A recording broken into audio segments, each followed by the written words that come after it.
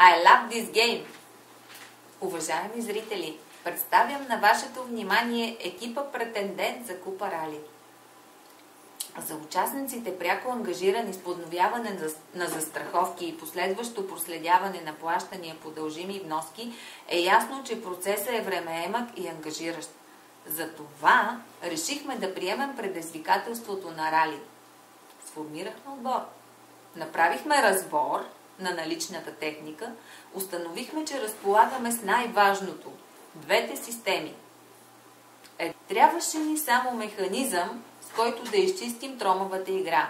Идеята беше да спрем излишното пилеене на време на бизнес звената и клиентите и да уредим нещата само с системна проверка от мониторинг, без ангажимент за клиента и бизнеса. За целта изградихме приемливо добра стратегия, така наречения екшън план. Получихме много добра ценна компетентна помощ от нашия централен защитник от ДЗИ в лицето на Наталия. Имахме нужда от малко, но изключително имуностимулиращ и жизнено необходим за играта IT ресурс. Нашият натурален допинг. Колеги, благодарим ви!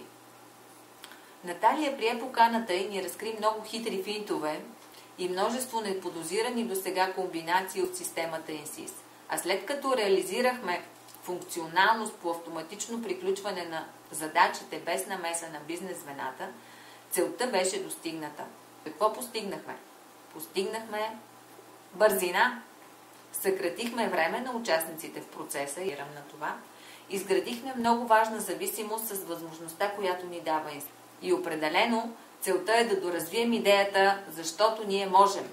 Защото имаме невероятния шанс да бъдем част от една група, където ресурсите могат да се обединят и да се получи един много ценен иновационен продукт. Както се казва, ние пак сме част от играта и пак се борим за победа, защото we love this game. В духа на коледното настроение екипа ни си пожелава победа, а в духа на спортсменската игра нека най-добрата идея да победи. И като за финал, нека силата бъде с нас. Това беше моя реплика! Да, така е. Твоя беше. А знаеш ли кое е другото име на силата? Не. Името му е Management Board.